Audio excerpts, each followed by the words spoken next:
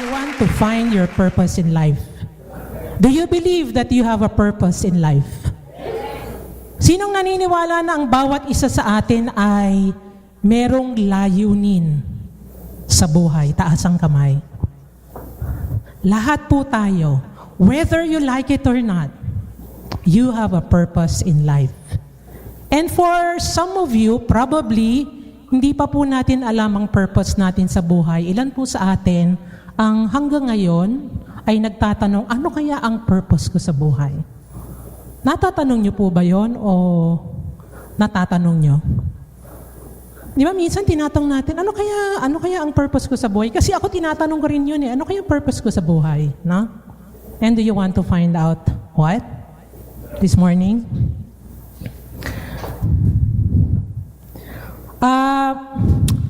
Ako po ay 54 years old na.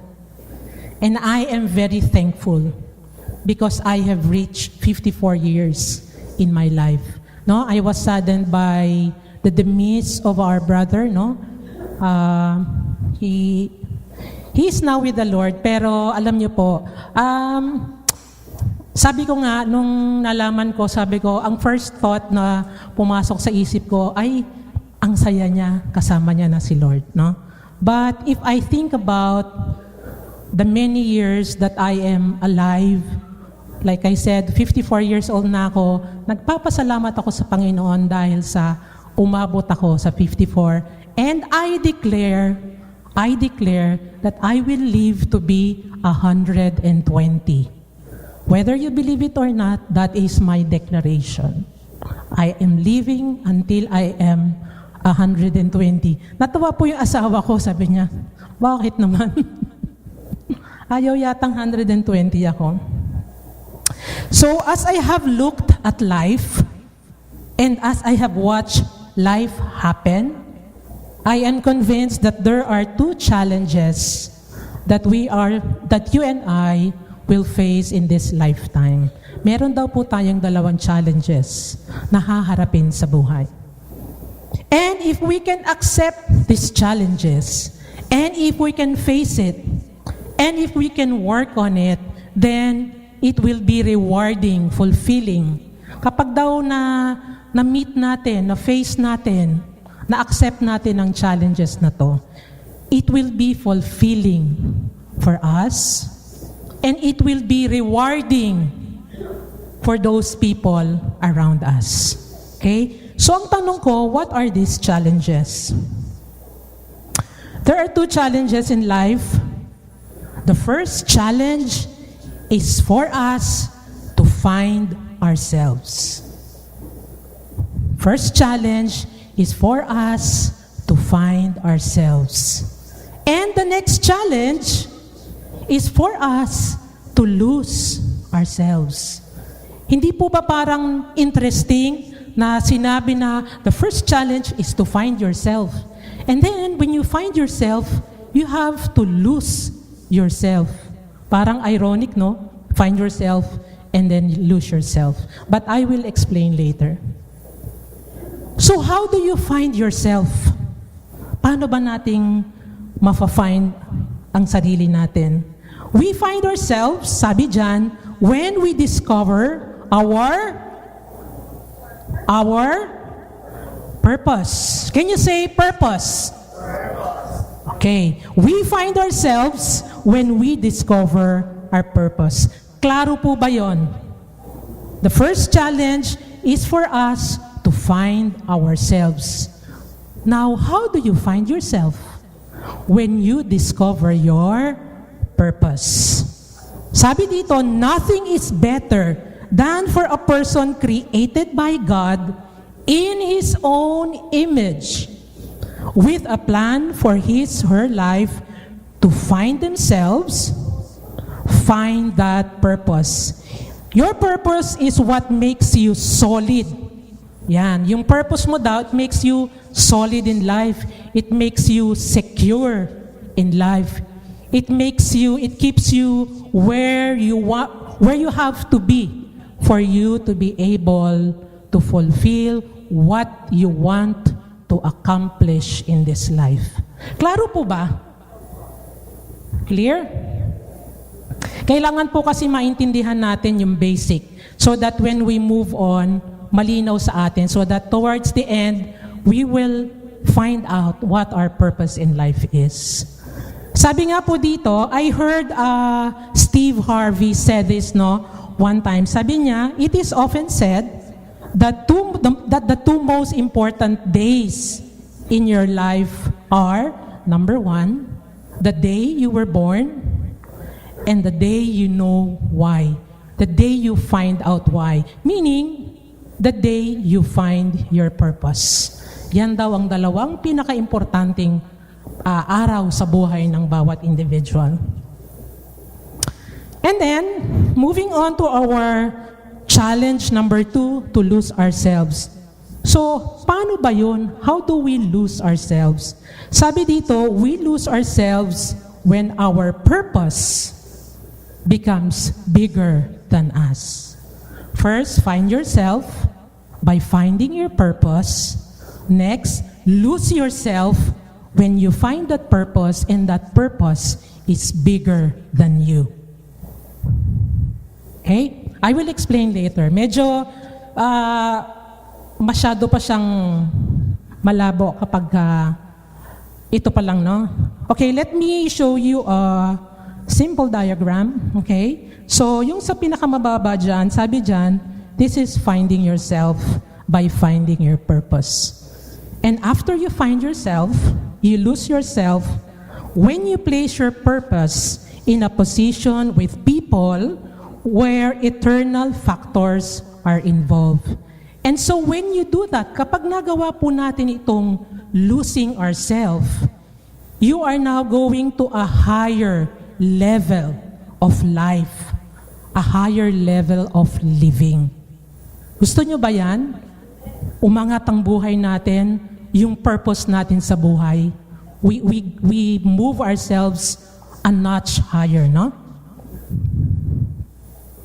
Now, itong finding and losing, saving and losing, biblical po ito.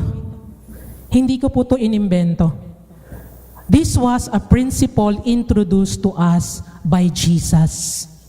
Sinabi niya po sa Mark 8, verses 34 and 35, sabi dyan, Then he called the crowd to him, along with his disciples, and said, Whoever wants to be my disciple must deny themselves and take up their cross and follow me. For whoever wants to save their life will lose it. But whoever loses their life for me and the gospel will save it.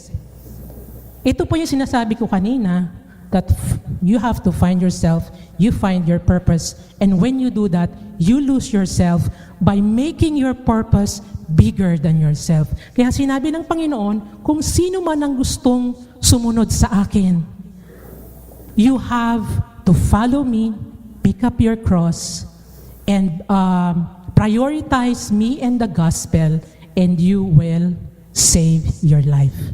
Klaro po ba? Now, if you are like me, I have a life verse. Marami po akong life verses, but not a day will pass, kahit isang beses lang, kailangang sabihin ko ang Jeremiah 29:11. Sino po dito ang may favorite ng Jeremiah 29:11? Alam mo, yesterday, as I was praying and preparing for this lesson, wala nga po akong nasabi sa worship team na topic. Sabi ko, I was really praying that they will sing Jeremiah 29:11. Sabi ko, pag kinanta nila yung Jeremiah 29:11, bilib ako sa tenga nila.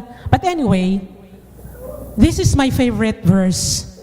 Not only because it is very simple, but because for me it is very true.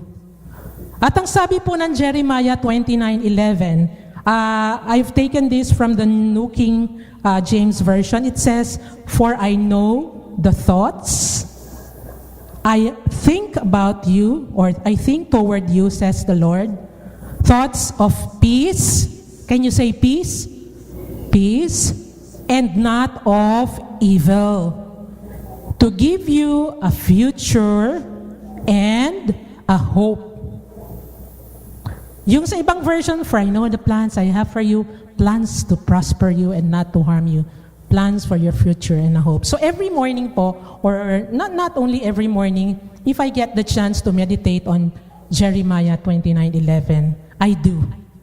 Lalo na kapag yung mga plano ko sa buhay hindi nag-work out according to what I expect, yung parang, sandali, hindi to ine-expect ko sa buhay, bakit ganito? Then I start saying, hindi, Lord, you have a plan for me. And that plan is to prosper me. Kaya buhay na buhay po sa akin ang Jeremiah 29:11.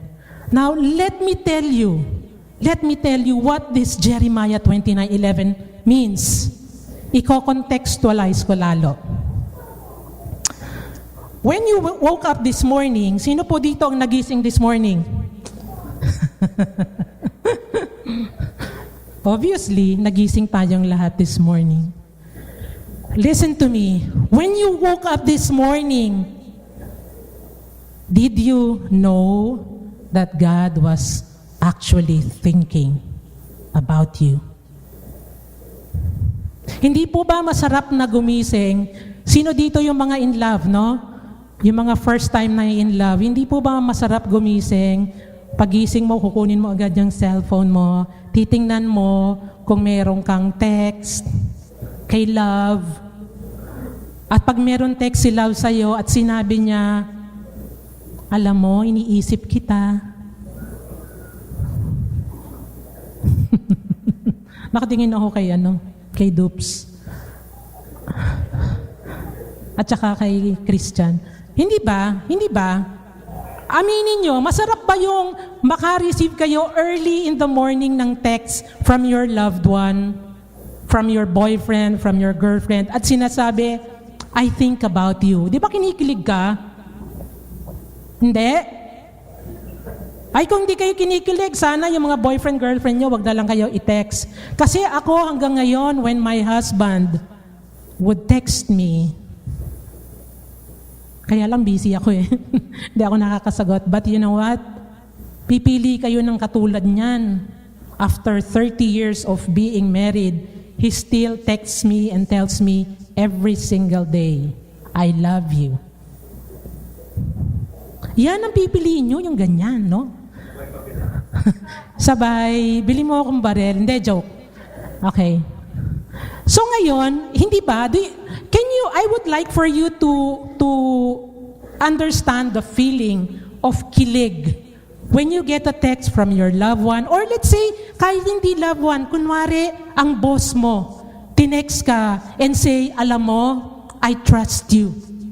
Alam mo, I believe in you. Alam ko pagka inassign ko sa'yo ang isang trabaho, I am confident that you can do it. Yeah? Di ba ang sarap ng pakiramdam na pinagkakatiwalaan ka ng boss mo, ng asawa mo, ng mga anak mo? Now, I am telling you, in Jeremiah 29:11, that is exactly what God is telling you. God is texting you every now and then. Tingnan niyo yung mga cellphones niyo kung may text galing sa Panginoon that says, I think about you. And my thoughts about you are good and not evil. At hindi lang po niya iniisip ang bawat isa sa atin. Sinabi niya, I think about you, Che, but there's more. But wait, there's more. I have a plan for you. Aba, hindi lang pala ako iniisip ng Panginoon, may plano siya sa buhay ko. Hindi ba yung mga sanay sa corporate world, no? Parati nating iniisip, ano kayang plano ng boss ko sa akin? Wala namang plano yan. Wala namang plano sa akin yung management, di ba? Gusto natin, may plano sa atin. Ang boss natin, ang parents natin. Kaya yung mga anak nyo, may mga plano kayo dyan. Plano nyo maging doktor yan, plano nyo maging Mapag-asawa ng mayaman. Grabe naman tong plano. Plano niyong maging kapitan yan. Plano niyong maging abogado yan. Plano niyong maging presidente ng Pilipinas yan. You have plans. Correct? Kahit naman wala ka pang asawa kahit single ka pa lang, alam mo that if you have children of your own eventually, that you will have plans for your children. Correct? Ang Panginoon may plano sa bawat isa sa atin. Can you say amen to that? Can you believe that this morning? Hindi po yan biro kasi yan ay nasusulat. It is written in Jeremiah 29:11. And like I said, that's why when we were singing this morning, oh how He loves me. Tama ba yun, Joy? Oh how He loves us. Can you imagine the omnipotent? Ano ibig sabihin ng omnipotent? All power. The omnipotent, the omniscient. Ano ibig sabihin ng omniscient? All-knowing. Omnipresent. Ano ibig sabihin ng omnipresent? Present every time, everywhere. The omnipotent, the omniscient, the omnipresent God is telling you, I am thinking about you. And I have plans for you. And not just plans.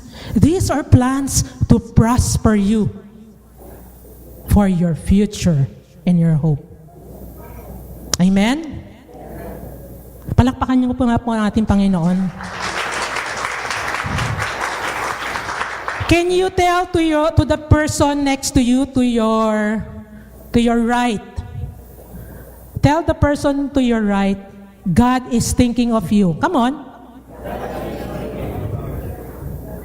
Come on, don't be shy. God is thinking of you. Okay, sa kaliwa naman, can you say, God has a plan for you? Parang mali yun, ano? Kasi pag tumingin ka sa... walang nakikinig sa'yo This morning, I'm telling you, God is thinking about you. When you woke up this morning, ikaw ang unang-unang iniisip ng Panginoon. Maybe you don't know that before, but now you know that God is thinking about you. Amen? Now the question is, how do we find ourselves? Sabi natin kanina, di ba? The first challenge is to find yourself. And sabi natin, how do we find ourselves? How do we find our purpose? So this is our challenge number 1. Now, there are 2 questions that we have to ask ourselves to find our purpose. Ang daming tanong, ano? Daming tanong. Para daw for us to find ourselves and to find our purpose, we have to ask 2 questions. Question number 1. What am I passionate about? Can you ask yourself, ano ba yung passion ko sa buhay? Sana naman lahat tayo dito may passion sa buhay, no? You know, passion is often linked to your purpose. Think about it. Your passion is normally linked to your purpose. What I love to do should be what I am doing. If my passion is singing, I should be singing. If my passion is playing the guitar, I should be playing the guitar. If my passion is dancing, asan ba si Ken? Then I should be dancing. It's your passion. Alam niyo po ba yung passion? Alam niyo ba yung passion? Meron po ba kayong passion dito? Yung something na gusto mong gawin. Meron kaming mga kaibigan na Alam niyo po yung presidente namin sa CNN Philippines, ang passion niya, matatawa ka, magtinda ng fish balls. Alam mo talaga passion ko, diyan sa street magtinda ako ng mga tusok na bola-bola. This is the president of CNN Philippines. And that is her passion. So since passion niya magluto, luto siya ng luto, nagdadala siya sa office, kain naman kami ng kain. That is her passion. If your passion is cooking, you should be cooking. If your passion is eating, you shouldn't be eating. Kasi tataba ka. Sabi dito, passion is the great energizer. Ibig sabihin ng energizer, nagbibigay ng energy. Energizer Talk about people who have high energy and low energy. Wala pong taong may high energy at wala rin pong taong may low energy. Isa lang po ibig sabihin nun, if you have high energy, you have passion. Because your passion energizes you. Now, if you are low energy person, ibig sabihin, wala kang passion. Yun lang yun. Because passion energizes you. It's the great energizer. Now, when I said earlier that passion is often linked with purpose, meaning kung ano yung passion mo, dun dapat ang ginagawa mo. When I say that, I also mean it is not always the case.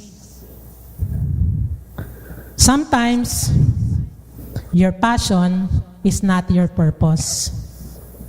I will explain why. Sino po dito nanonood ng The Voice? Ha? Sino po nanonood ng mga blind auditions? Sa mga contest, no? Not only The Voice, sa mga contest, American Idol, there are people who are really passionate in singing. No? Kung makahawak ng mic, di ba? Graduate ng AIM. Alam niyo ba yung graduate ng AIM? Ayaw ibigay ang mic. No? Pagka makakanta, full of passion, pero ayaw nung passion sa kanila.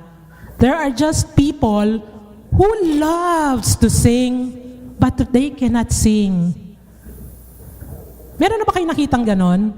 Meron. Ngayon, kapag nakaka-encounter ako ng mga tao na puro passion, pero walang gift, tinatanong ko sarili ko, nasan kaya ang mga kaibigan nito? Because when you're a friend, alam mo, Christian, kaibigan tayo, pero huwag kang kumanta, please.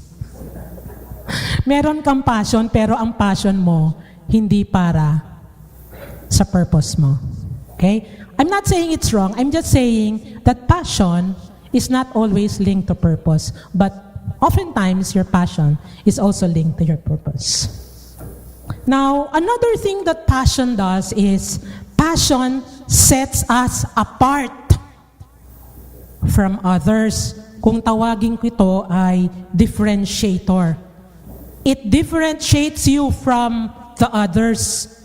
Alam niyo po, ang mundo punong-puno ng mediocre people. Yung, pwede na yan. Okay na yan.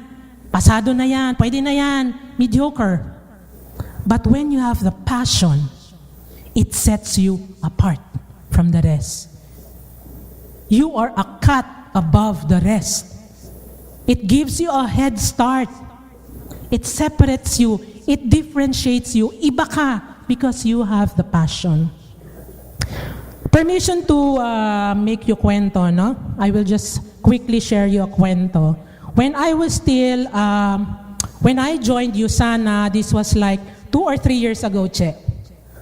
2 years ago, when I first joined USANA, I believed in the product, no? I believed in the product. Now, meron po diyang mga goal, no? May mga goal dyan for you to be a builder. Ano nga, Che, ang first nun?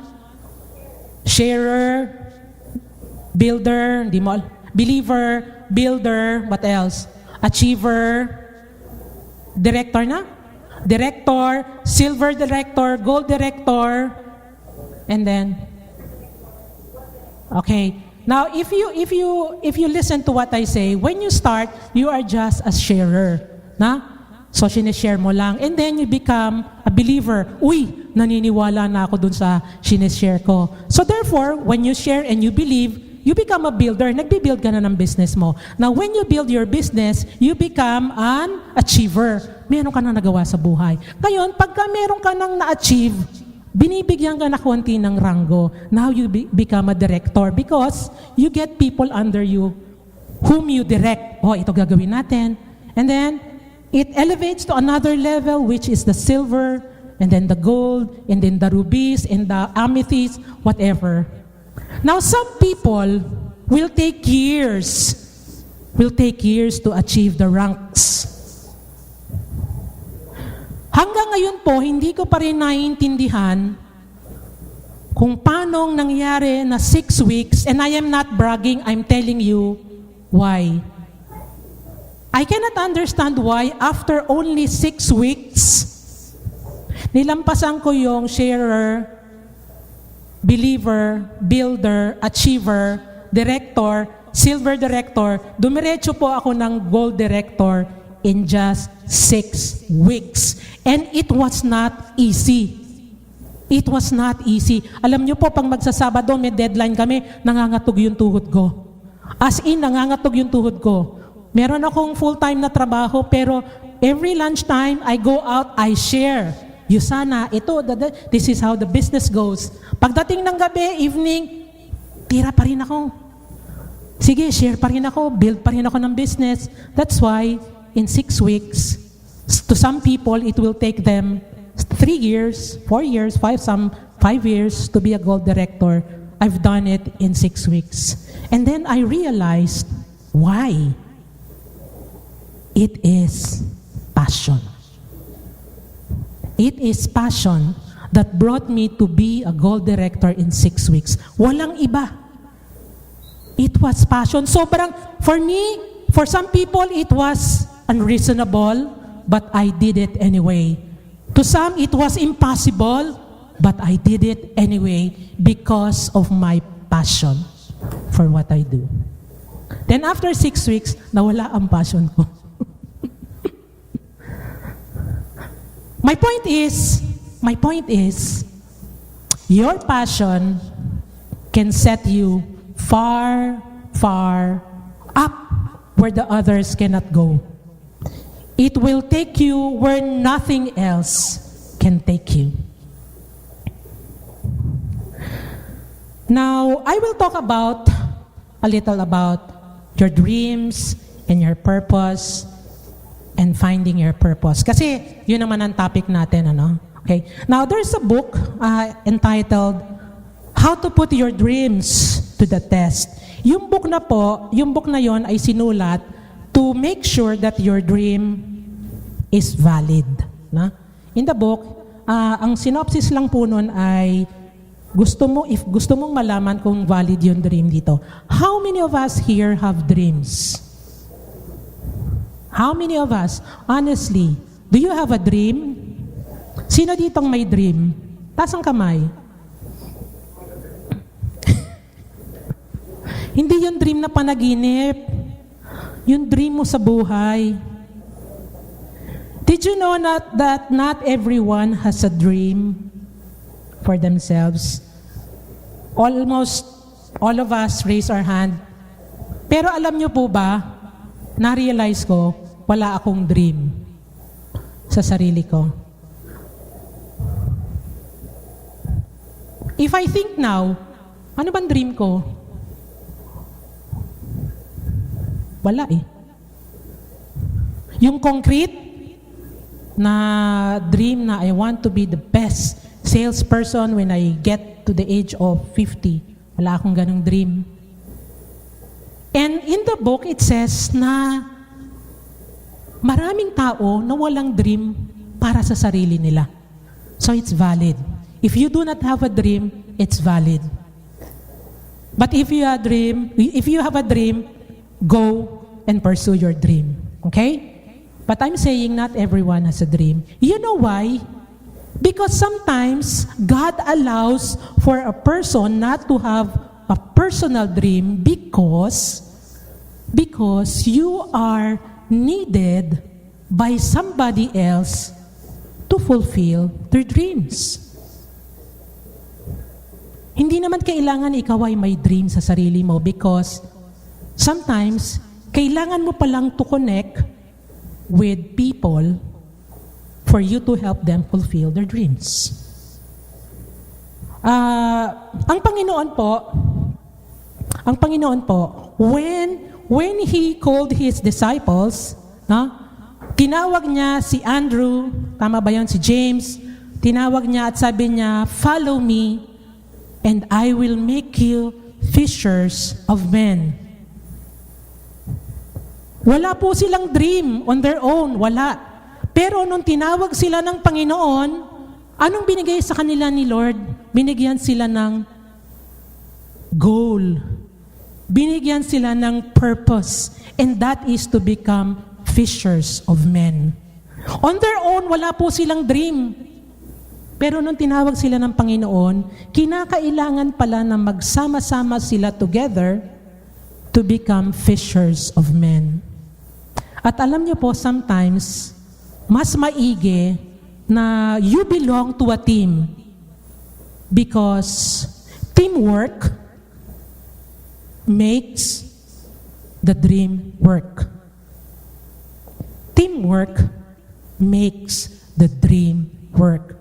Kaya po, kung tatanungin niyo na sarili niyo ngayon, ako po ba ay may dream? Now, if you find yourself without a dream, it is possible that God intends for you to join a church like Global Heart Missions for you to help us fulfill our purpose in this church. Alam niyo po, when we do outreaches, when we do a lot of things, services, like for example, this morning, itong service na to, hindi po kaya ng isang pastor lang patakbuhin ang service na ito. Hindi pwedeng si Pastor Angel ang nagdi-distribute ng envelopes, si Pastor Angel ang magbubukas ng door, si Pastor Angel ang magwo-worship, si Pastor Angel ang kakamay sa mga tao, si Pastor Angel ang mag-exhort sa giving, siya rin ang magpipreach, siya rin ang kakamay palabas. He just can't do that. That's why you're here.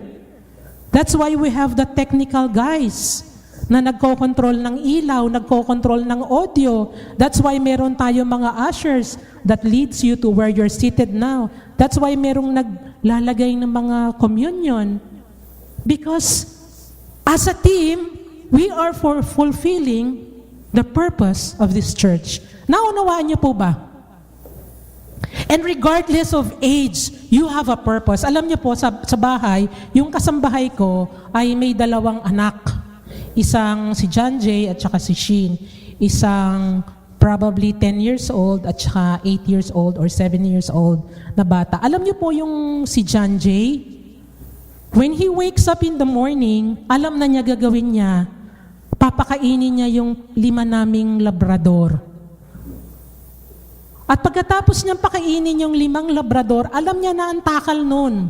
Alam niya na kung anong oras papakainin ng mga aso. Pagkatapos niyang pakainin yung 5 labrador, papakainin niya yung 20 naming pusa. He has a purpose. And at the age of 8, he knows. Siya po ang kukuha ng basurahan sa bawat kwarto namin, sa CR namin. Siya yung magko-collect ng garbage. Siya maglalagay sa bigger garbage at ilalagay niya sa labas. He has a purpose. He is 8 years old. He is 8 years old. Now, I heard John Maxwell talking about his father. Now, his father is already 92 years old. 92 years old. And at the age of 66, he lost his wife. So sabi ng mga anak niya, "Dad, ilagay ka na lang namin dun sa parang, it's not a home for the aged, but something like that. So excited yung dad niya. Sabi nung dad niya, John, I want to be the first to get into that shelter. Gusto ko ako unang-una. Sabi ni John Maxwell, bakit dad? Malungkot naman yun, wala kang kasama. Sabi niya, no, because a bunch of old people, makatawag ng old people, Kasi daw, there will be a bunch of old people who will come in that shelter, at kailangan daw niyang i-greet sila to tell them that everything's going to be okay. At the age of 66, he still had a purpose. And that purpose is just to encourage people. Now, he is still alive. Today, he is 92 years old. At alam niyo po ba, na in that shelter, siya na ang chaplain. Hindi po siya inassign, nag-volunteer siya. I will be the chaplain in this shelter. At first, he had a first service. Napuno na niya po yung first service. He conducted a second service. Puno na ang second service. Kinausap niya si John, sabi niya kay John, John, I have a problem. I have a concern. Full na yung first service ko, full na rin yung second service ko. Nag-iisip na ako ng satellite service. At the age of 92, he is still thinking about doing a satellite service. Kanina nga, nag-usap kami ni Pastor Angel. Sabi namin, alam mo, yung ibang tao, naging 40 lang. At the age of 40, sasabihin na nila, ang tanda ko na. 40 is the new 20. Yes. Ako hindi ko po iniisip na I am already limited. As a matter of fact, if I stop working in the corporate world, I do not plan to retire. Because I know I have a purpose. And if I know that I have a purpose and my purpose is something that I'd like to do, why will I stop? Diba? Regardless of age, you have a purpose. You have a new assignment every time. You just have to know it, that you have an assignment. Correct? Now, the first question we ask is, what am I passionate about? The next question is, what are my strengths? What am I good at?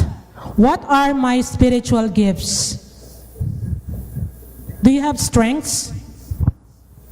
Meron po ba kayong strength bilang tao?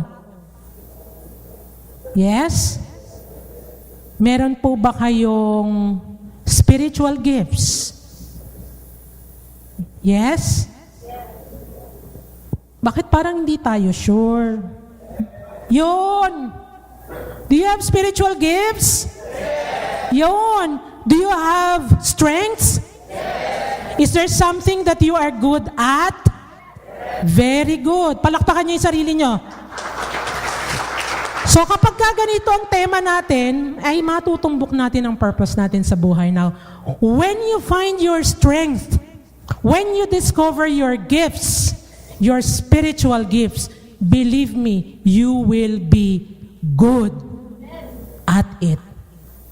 Kasi nga gift binigay nga sa'yo ng Panginoon yan If you have the gift of giving, mayroong mga taong may gift of giving, bigay ng bigay. Just give of your time, give of your talent, give of your resources. Just give.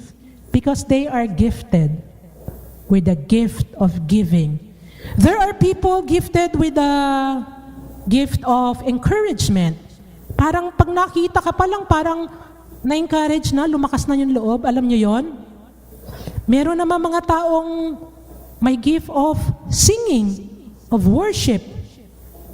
Meron namang taong may gift of prophesying. No? Marami tayong gifts. Hindi ko lang alam, pero ako, personally, sa pagkakaalam ko, I have a gift of, can you tell me if this is correct? I have a gift of encouragement. Sa mga nakakakilala sa akin,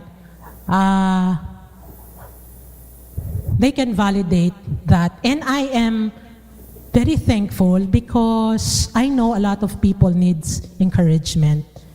And when I try to encourage people, I don't actually try. And when I encourage people, it's not difficult for me.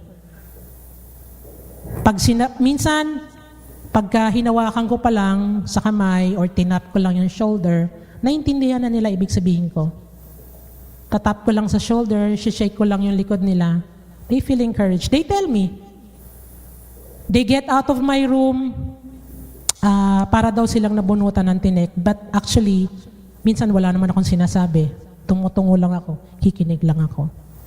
Being an encourager doesn't mean you have to talk, to blah, to blah, to blah. No. Sometimes, when you encourage people, you just have to listen to what they have to say. Now, when you find your gifts, you will have the opportunity to use it. Alam nga naman, binigyan ka ng Panginoon ng gift, pero hindi ka naman niya bibigyan ng pagkakataon na gamitin yon. Tama ba yon? Di ba hindi? Kaya si Christian Figones is gifted with music. And he has the opportunity every Sunday to beat the drums. That's why Joy, that's why Kay, RJ are given the opportunity to worship because they are gifted with music.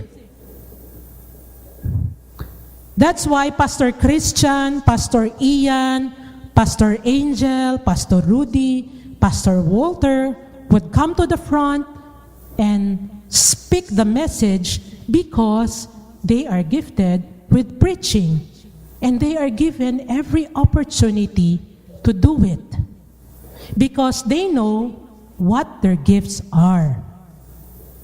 So kung alam mo yung gift mo, you will do good at it and you will have the opportunity to do it and you will develop that gift for as long as you do it. Kasi, di ba, at first, ang isang bagay na hindi ko gagawin, believe it or not, is to talk in front. Because I have stage presence. Stage fright. Halata bang may stage fright ako? Hindi, di ba? Pero kanina bago ako tumayo dito, dumadagungdong yung puso ko, dugdug, dugdug, dugdug, dugdug. Pero, nung first time kong tumayo, parang ayokong tumayo. Nanginginig yung tuhod ko. But as I submitted to God's will, you become good at it. Mas relax ka na, mas alam mo na kung anong gagawin mo, mas alam mo na kung paano mag-engage ng audience mo. Of course, the first time, hindi naman perfect. I'm sure the first time that Joy sang in a worship service, she was not that confident. Tama, Joy? The first time you played the drums, you were not that confident, Christian. At si Pastor Angel, when he first preached, he was not that confident. But as he was doing it, nadidevelop niya. But you have to do within your spiritual gift. And you have spiritual gifts planted inside of you. Do you believe that? Do you have gifts? Do you have gifts? Okay, gagamitin po ba natin ang gifts natin? Baka yes, no? So, okay, so how do we now lose ourselves? We said we find ourselves if we find our purpose. And how do you find your purpose? You ask yourself, ano ba yung passion ko? Diba? Saan ba ako passionate? And number 2, ano ba yung strength ko? Ano ba yung spiritual gifts ko? That's how you find yourself and you find your purpose. Now, how do you lose yourself? Kasi sabi natin kanina, first you have to find yourself, and after finding yourself and finding your purpose, now you have to lose yourself. Now, how do you lose yourself? How do you lose yourself? Sabi dyan, when our purpose is something that is bigger than me. when our purpose is something that is bigger than me. Sabi dyan, when you are bigger than your purpose, you have a career. But when your purpose is bigger than you, you have a calling. I will give you an example. If I am a doctor, kunwari I am Dr.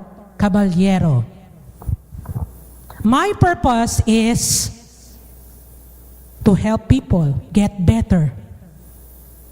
Now, if my purpose is to advance myself, and I'm not saying this is wrong, syempre, bilang doktor, aral ka ng aral, attend ka ng brotherhood, ng seminars. So you become bigger than your purpose. It's all about me, how I will advance, how I will be promoted, how I will be better than the others. My purpose now, myself is bigger than my purpose. Then, chances are, I have a career. Kasi advance ako ng advance. Now, if I am a doctor, and all I think about is doing missions, helping the churches in their medical missions, going to the war area. Alam niyo, may kaibigan po kami, yung sa dati naming church, ang gandang babae, ang ganda, model, she's a model.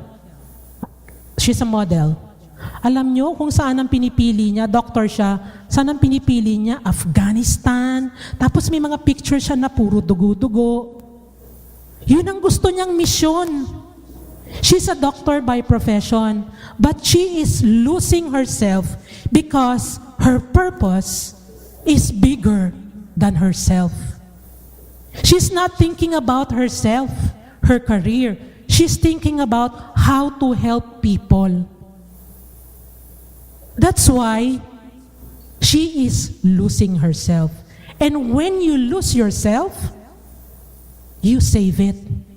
Yun ang sabi ng Panginoon. When you lose yourself, when you think about others before yourself, then you lose yourself. Klaro po ba? Klaro. Now, I thought about losing myself. And honestly, iniisip ko, am I losing myself? And so I said, there are 4 things that I should remember to make sure that I am losing myself. And I would like to share those 4 things with you so that you can learn from it and hopefully you will do it. The first thing to do is to make a difference. If I sit beside every one of you here, tanungin kita, bawat isa sa inyo, alam mo, sasabihin mo sa akin, alam mo, Sister Celle, gusto ko naman talagang, I want to make a difference in this life. Yes? Gusto nyo ba yung parang regular lang kayo? You don't make an impact in this lifetime? Of course, you want to be mad. You want to make a difference. Yes? So make a difference. And the next thing to do is to make a difference by doing things that make a difference. Kasi iba yung sasabihin mo, alam mo, Pastor Angel, gusto ko naman talaga to make a difference, period. Ha? Hanggang doon lang. Hindi. Take it a step higher by doing things that make a difference. Like for example, coming to church, helping our church, kahit mag-arrange lang ng seats, no? You make a difference. You may not know it. People may not notice it, but you're making a difference. When you do things that make a difference. Kesa nasa bahay ka lang, natutulog ka lang, punta ka sa church, tumulong ka dito, you make a difference. And it's not enough to make a difference by doing things that make a difference. You have to make a difference by doing things that make a difference with the people that make a difference. And these are the people that you see here in this church. Because the people in this church, we make a difference. Do you agree? When we share the gospel, we make a difference. When we share the good news to other people, we make a difference. And then take it to another level. You make a difference by doing things that make a difference with people that make a difference at a time when it makes a difference. Because timing is very important. Don't say, na I will make a difference when I am 50 years old and you are only 20 years old. No. When it makes a difference, and that is today. Make a difference today. Share the gospel to other people. Kaya kanina, sinasabi natin, when your purpose is placed in a position where people are of eternal value. Ba? Sabi natin kanina, you invest your time, your energy, your resources, making a difference. And that is sharing the gospel. Now, before I close, I would like to share with you the difference between success and significance. When you add value to yourself, when you study, again, I'm not saying this is wrong.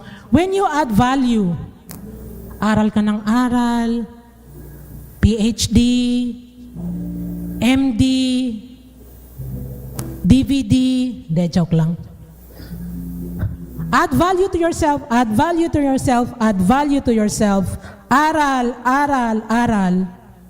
Seminar, seminar. Again, I'm not saying this is wrong. When you add value to yourself, that is success. Of course, all of us want to be successful. There's nothing wrong with being successful. But I'm telling you, when you add value to other people, that is significance. You are significant because you give yourself to others, because you become, your purpose is bigger than yourself. And therefore, you are significant. When you put your time, your resources, your talents for this church, for your community, for your school, then you become significant. And this morning, the reason why I am standing here before you is not because I want to speak. Like I told you, I don't want to speak in front of people. I am here this morning in front of you because I know my purpose. I know I have a purpose, and I know my purpose. And my purpose this morning is to tell you that you have a purpose.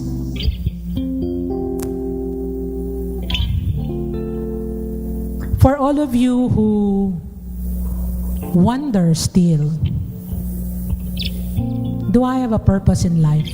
You know, think about Jeremiah 29:11. When I said this morning, when you woke up, God is thinking about you and He has a plan for you.